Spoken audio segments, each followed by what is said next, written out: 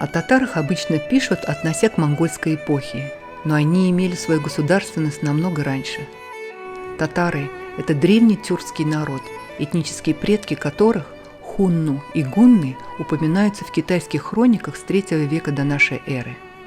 Хунну населяли степи к северу от Китая, и эти предки татары играли существенную роль в связях тюрков с Китайской империей. Это не могло не оставить след на культуре древнего тюрко-татарского этноса и китайского народа. В детстве, слушая народную татарскую музыку, я удивлялась ее некоторому сходству с китайскими мелодиями. Другие элементы сходства в самобытных культурах татарского, монгольского, китайского и других тюркских народов я вижу в национальных кухне, одежде, узорах, символах и многом другом. Неважно, кто на кого влиял. Для меня важно подмечать красоту и древность культуры татарского народа.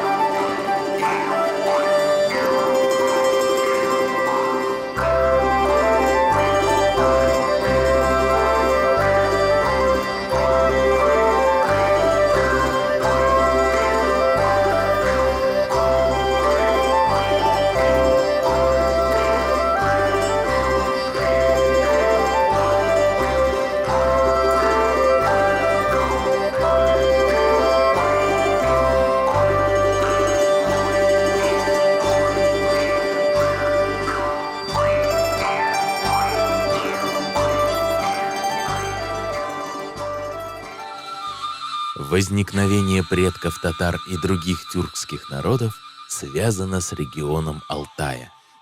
Хунну – кочевой народ, древние предки татар населяют степи к северу от Китая. Хунну создают племенной союз, хунскую державу, в которую входили тюркские племена. Ее основателем и первым правителем Шаньюем стал Моде. Великую китайскую стену начинают строить для защиты от усилившейся державы Хунну и других кочевых племен. Хунская держава, потерпев поражение в борьбе с Китаем, распадается на северную и южную ветви. Представители северной ветви, перекочевавшие на земли между Волгой и Уралом, дали начало новому народу – гуннам.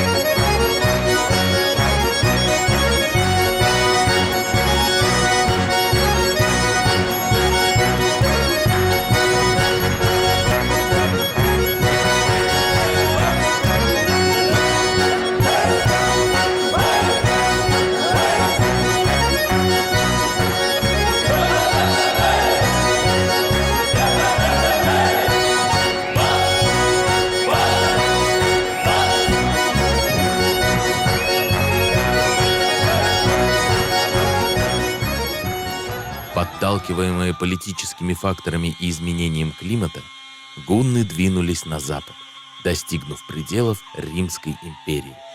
Их движение положило начало великому переселению народов. Гунны сформировали мощное государство – Гуннский союз с центром в Паннонии, современная Венгрия, расцвет которого пришелся на время правления Аттилы. После смерти Аттилы гуннское государство распадается. Потерпев поражение от германцев и других прежде подвластных им племен, гунны рассеиваются и смешиваются с другими кочевыми народами.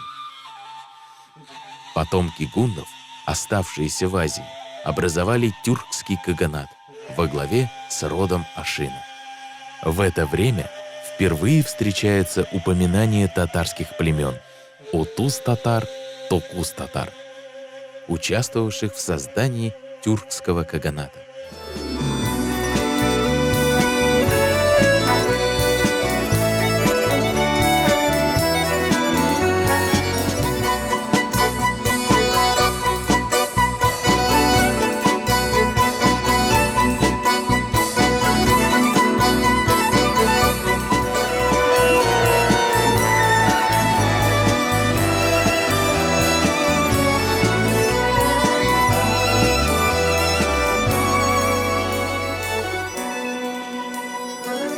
Тюркский каганат распадается на западно-тюркский и восточно-тюркский каганаты.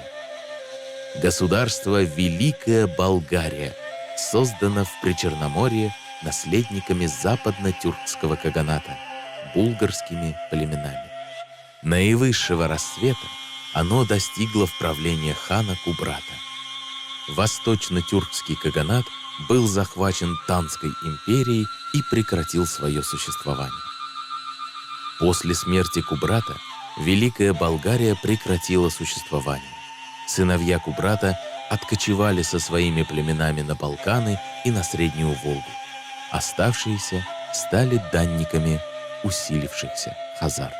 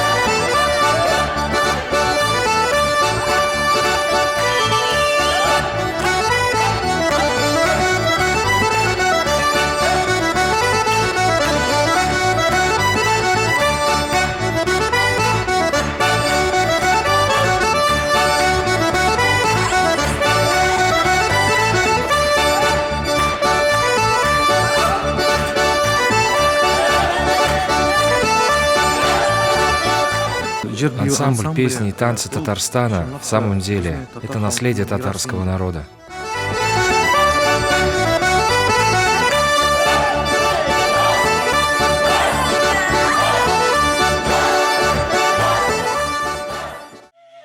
В результате перемещения болгар возникли Дунайская Болгария и Волжско-Камская Болгария.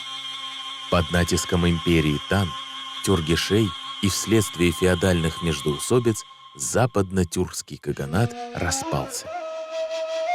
Татарские родоплеменные образования, кимаки и кипчаки, создали Кимакский каганат, располагавшийся на территории современного Казахстана и Южной Сибири. Кимакский каганат ослабевает под давлением монголоязычных племен и внутренних междоусобиц.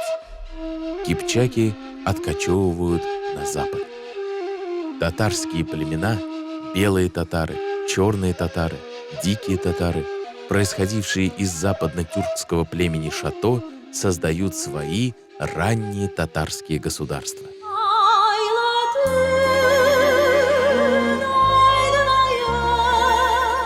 Татарская культура, она по себе очень древняя, интересная, самобытная, национальная, и она в любом случае оставляет быть неравнодушным любого человека.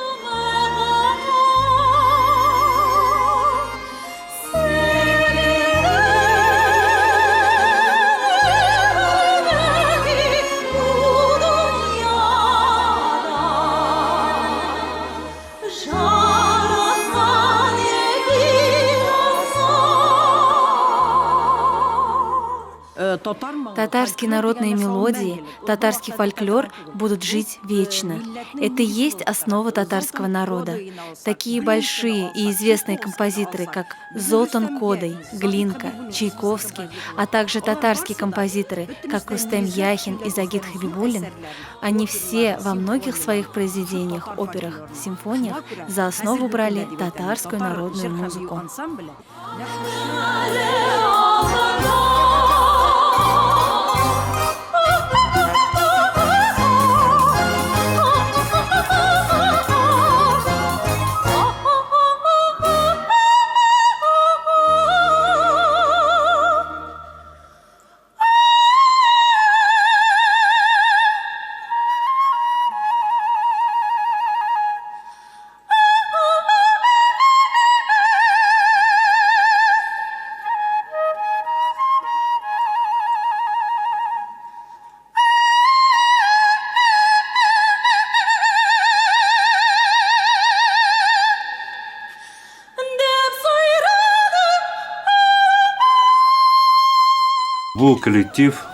Этот коллектив есть лицо татарского народа и Республики Татарстан.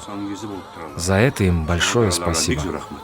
Тимучин, провозглашенный Чингисханом, великим ханом, объединяет татарские и другие племена и основывает Монгольскую империю, получившую свое название от племени, которому принадлежала правящая династия. Старшему сыну Чингисхана Джучи были выделены в удел все западные земли империи, в том числе и те, что еще только предстояло завоевать. Войска Батухана завоевали Волжско-Камскую Болгарию. Город Болгар становится первой столицей Улуса Джучи. В правлении Менгу Тимура Улус Джучи, известный в старорусских источниках как Золотая Орда, становится независимым от Монгольской империи. Золотая Орда трансформировалась в конгломерат государственных образований, получивших в русской историографии названия: Астраханская, Казанская, Крымская, Сибирская, Касимовское ханство, Большая и Ногайская Орда. В рамках этих государств формируются современные этнографические группы татар: астраханские, казанские, крымские, сибирские, касимовские татары.